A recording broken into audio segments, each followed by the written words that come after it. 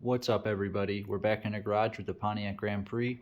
Today I'm working on finishing up the cylinder heads for the 3800 engine so I can finally put this back together. In my last video I showed you guys how I ported the cylinder heads out and I lapped the new valve seats in. Today I'm finishing by installing the new valves, the new stainless steel valves, and the new valve springs. We are upgrading to the LS style 90-pound valve spring from a 65-pound valve spring. To run the V8 style valve springs on your V6, all you need to do is also upgrade the valve spring retainer. Just snaps on the top. The old one, the stock one's too small from the stock valves. Now to do this is pretty easy. You need a valve compression spring tool.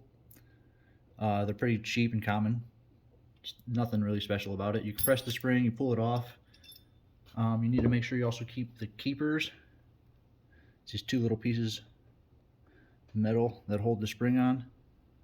So what these keepers do is they have a little lip on them and they're tapered. The top, kind of like a wedge, top's a little bit bigger than the bottom. And they have a little lip in there that catches the valve stem. And now when both of them sit there, and there's pressure from the valve spring, it's what holds it all on.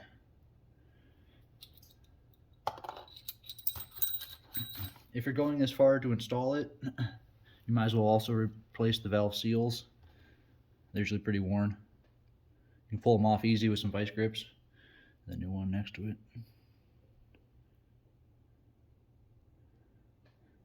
They're also a cheap part, doesn't make sense not to. To install these first, you push it down. You really need to seat it. I've seen a lot of people online use a 10mm socket. It seems to be like the perfect fit, deep well.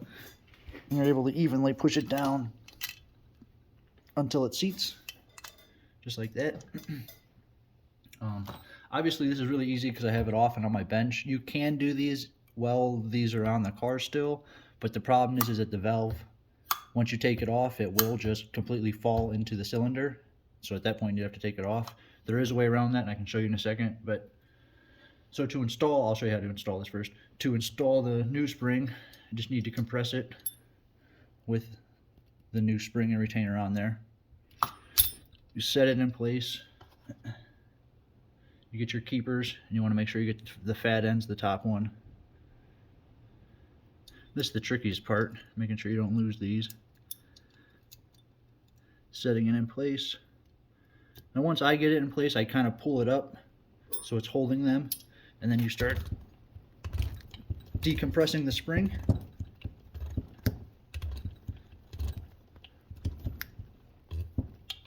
Obviously there's way nicer spring compression tools you can find on Amazon. This is just the cheapest.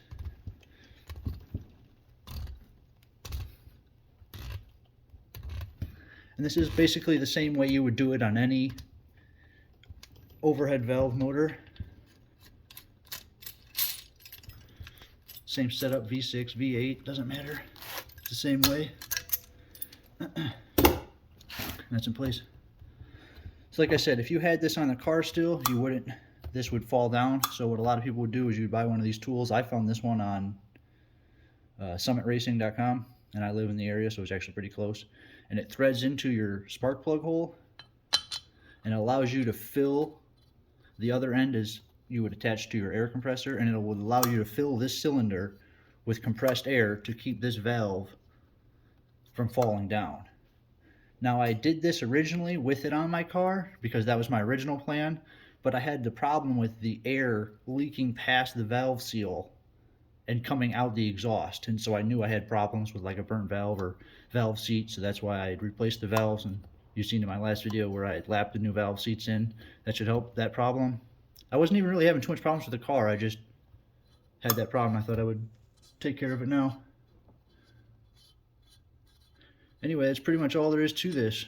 I just wanted to make a quick video real quick and show you guys what I had going on. I'm going to turn the camera off and finish this off, and you guys can catch me on the next one.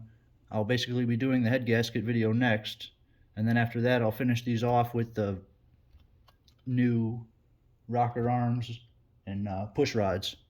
So yeah, stay tuned.